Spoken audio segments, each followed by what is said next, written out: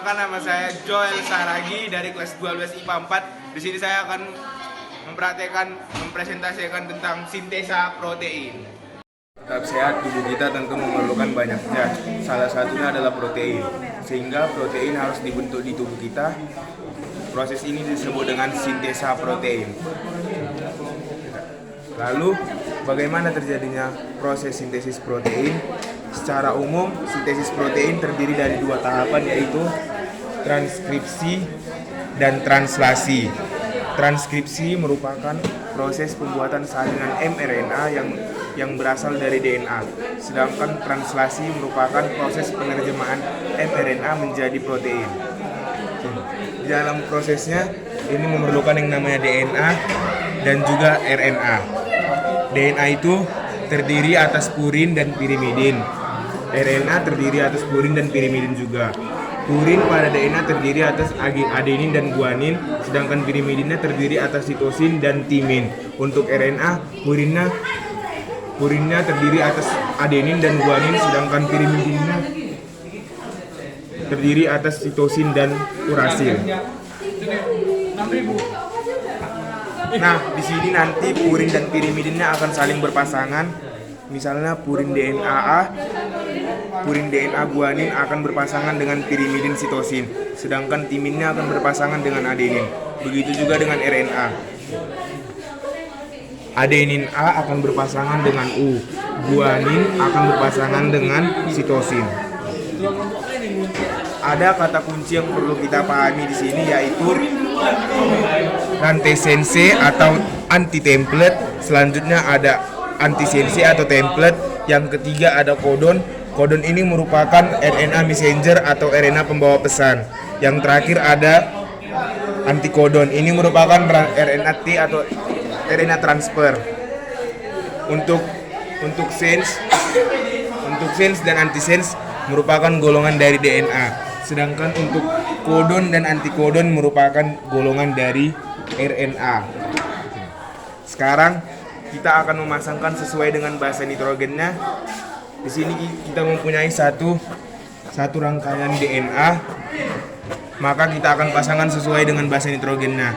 Maka T pasangannya A pasangannya T, S pasangannya G, A pasangannya T, G pasangannya S, T pasangannya A, sampai dengan T pasangannya A. Selanjutnya yang akan kita jadikan cetakan untuk membuat RNA messenger atau kodon, kita ambil dari rantai CNC-nya. Nah, di sini ingat, adenin pada RNA itu tidak ada timin, namun yang ada urasil. Maka akan kita pasangkan mulai dari T.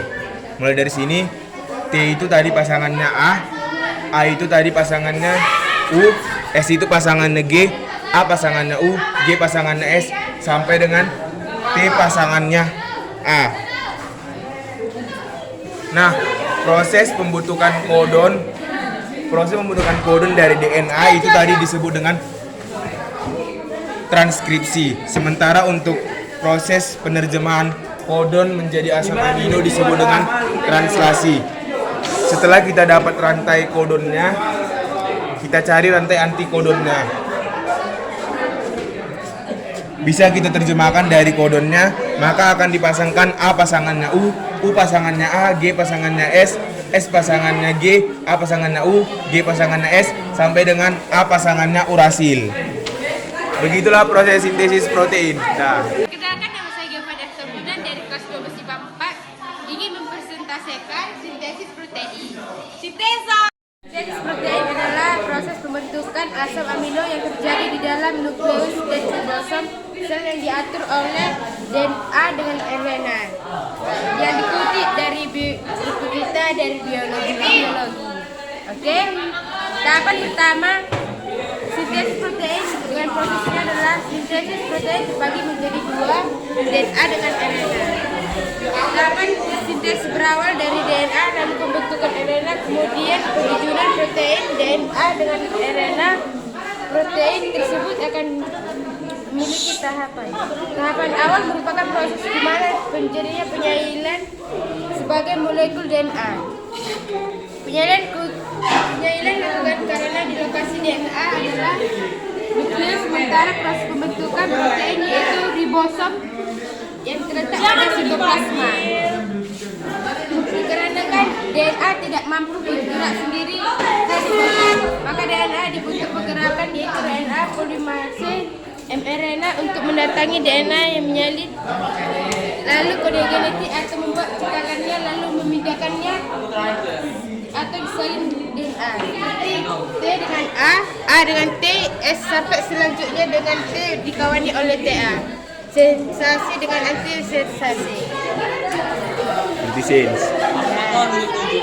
Tahap kedua translasi ketika RNA membawa salinan DNA berhasil membawanya ke ribosom. Terjadinya proses translasi yaitu proses penjemahan atau penguraian kode-kode genetik hasil tersebut. Tujuan sintesis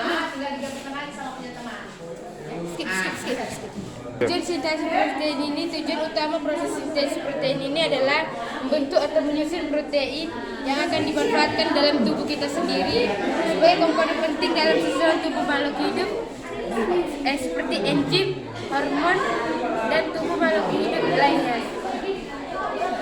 Tubuh kita merupakan hasil susunan protein atau ribosit pun memerlukan protein untuk meningkatkan oksigen kita sendiri. Inilah terima kasih.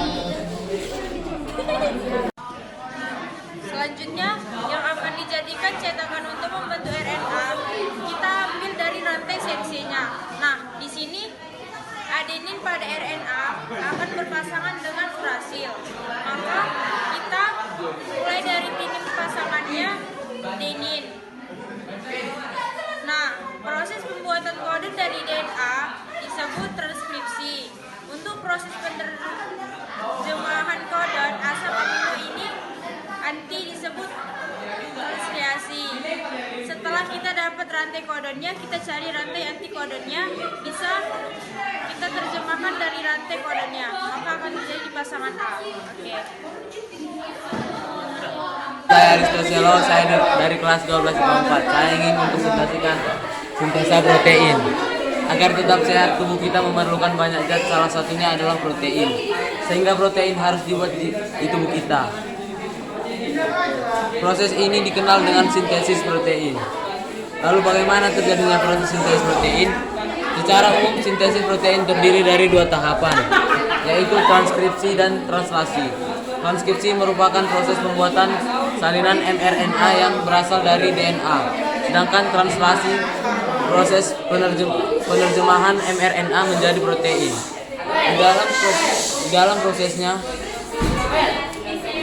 Di dalam prosesnya ini memerlukan DNA dan juga RNA.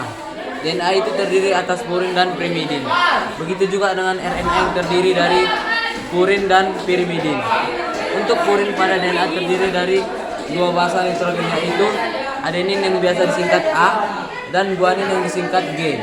Sementara pirimidinnya terdiri dari sitosin yang biasa disingkat C atau S dan timin disingkat T. Untuk RNA purinnya sama seperti purin DNA yang terdiri dari A dan G.